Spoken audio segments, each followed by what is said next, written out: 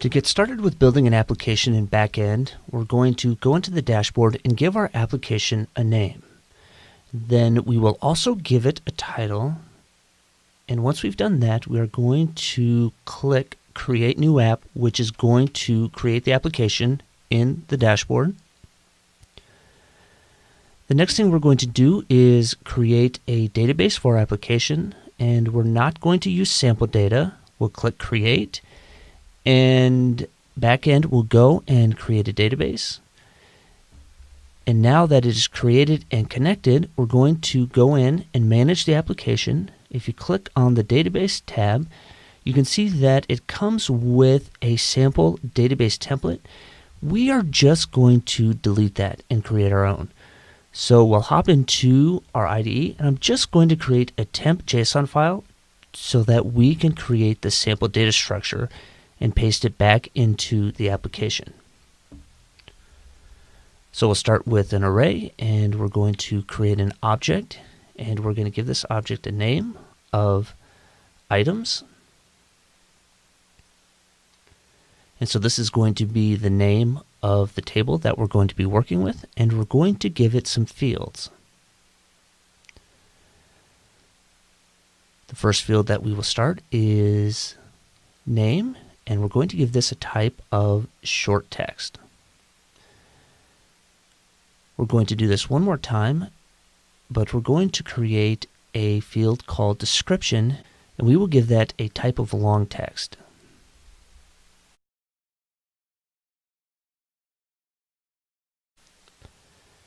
And so now that this structure is completed, we're going to copy this template and paste it into the database template screen in the backend dashboard and click Create.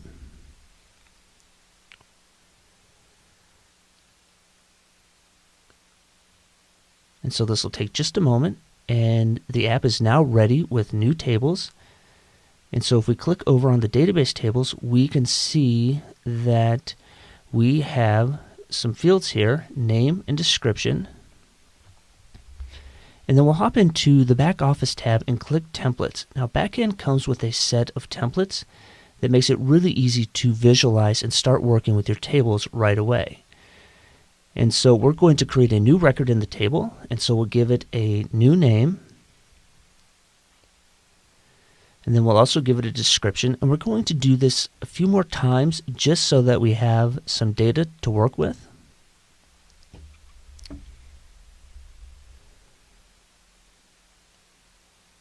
And let's create another one.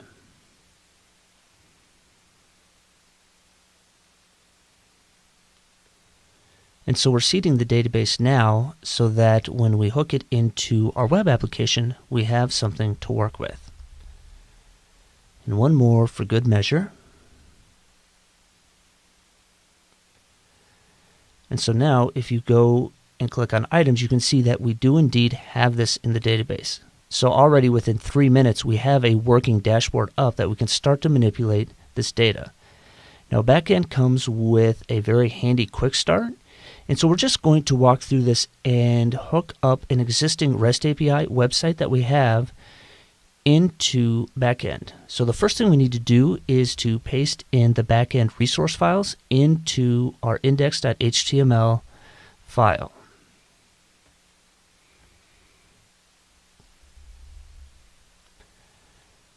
So we'll go here, paste it into the bottom.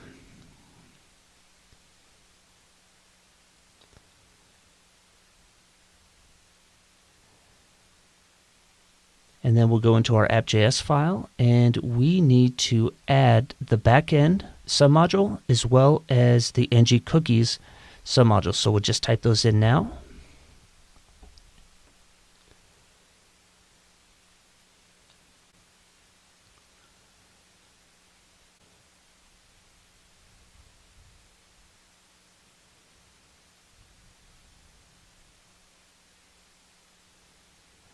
And so we're going to go into the login controller, and we're going to add in the backend service as well as the cookie store.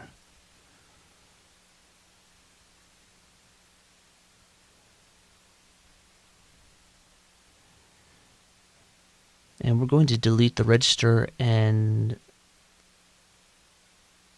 submit method, and we're just going to rename this to sign in.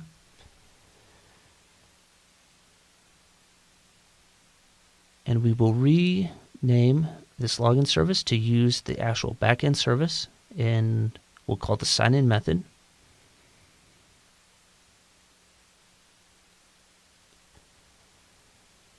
And then we'll pass in our login email, our login password, as well as the name of the backend app that we're working with. And we no longer need this access token or to actually do any of this stuff, so we'll just replace this, and so our app is actually getting simpler as we go along. And we're just going to put the result of that call into the cookie store. So we'll just type this in.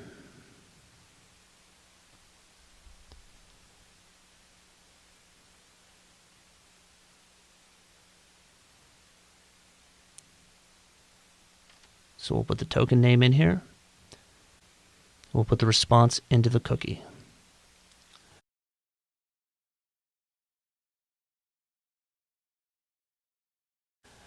Okay, and we'll just change this submit method to sign in. And then we will hop into the view and update this method. So we'll go to the login template. We'll change this to sign in.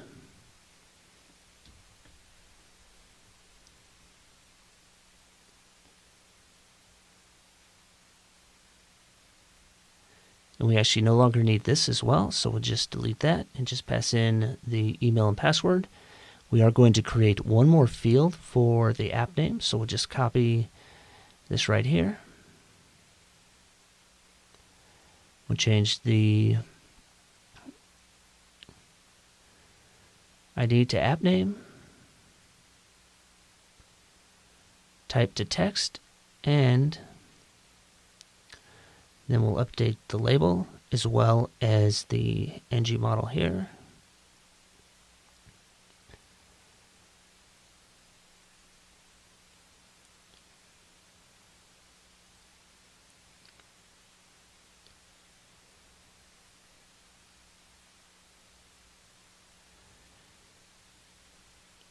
And we'll just go ahead and delete this new user stuff that we had in here previously. And so when we click submit, it will call the sign in method.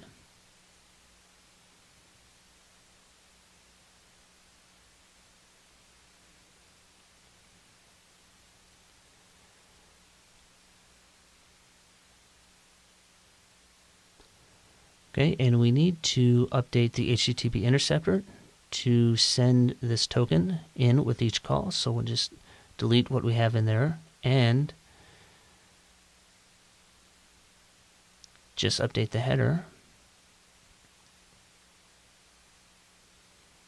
And so we are adding the authorization property and setting it to the cookie store value that we set.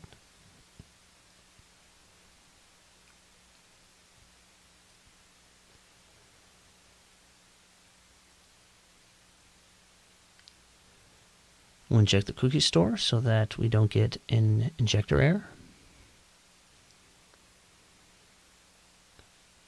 All right, I think we are good to try this out. Let's open up a new tab. We'll go to localhost 4000, which is where I have this set. And let's go to login. Let's enter in our email, password, and then we will put in the app name. Okay, so we're logged in, but now we do not actually have any data from the table. So let's go ahead and hook that up. So we are going to read data from the database. And so just stepping through the quick start, they've done a really good job of documenting this. So we are going to go to the items model, and we're going to make some updates here. The first thing we're going to do is inject the backend service.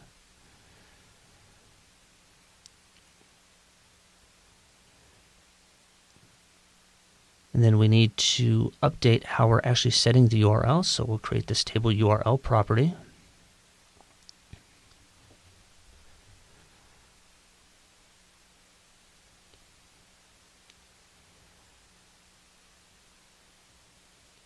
And I'm typing this out, but you could actually just paste this in as well. They've done a really good job of actually generating the information that you need.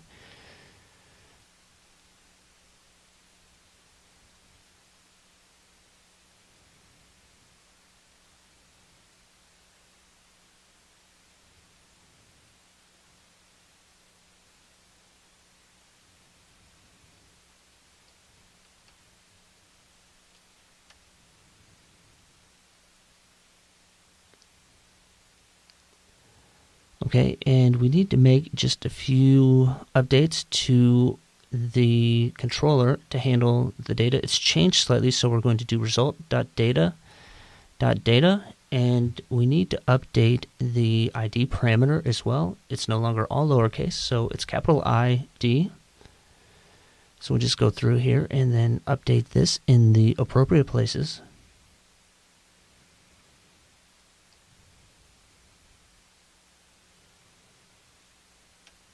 And we'll do this in the view as well.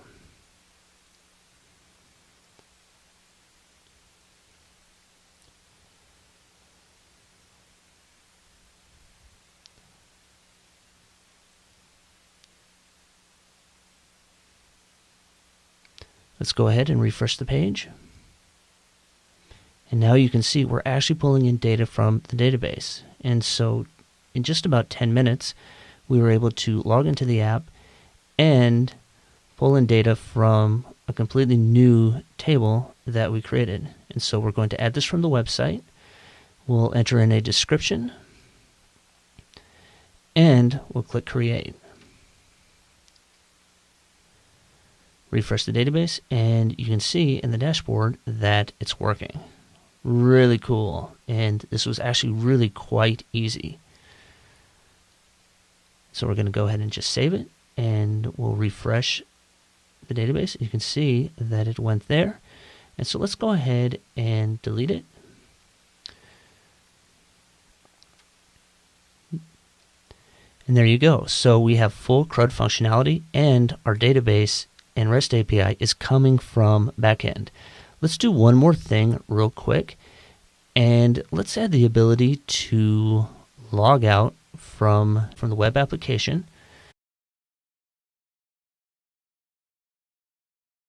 So we're going to call this function signout, and we're going to actually just delete all of this, and we will call backend.signout.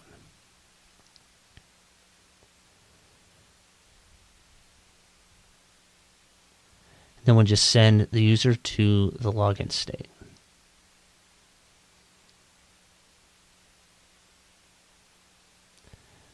So we'll update this method call here.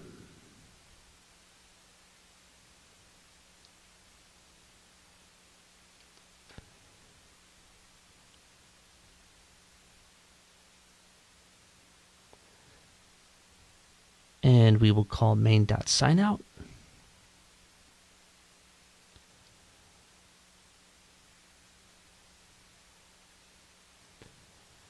We'll delete this right here. We no longer need this.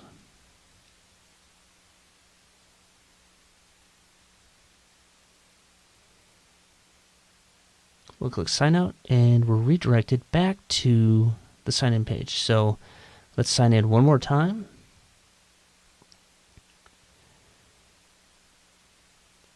Put in our app name, and we should be redirected to the dashboard.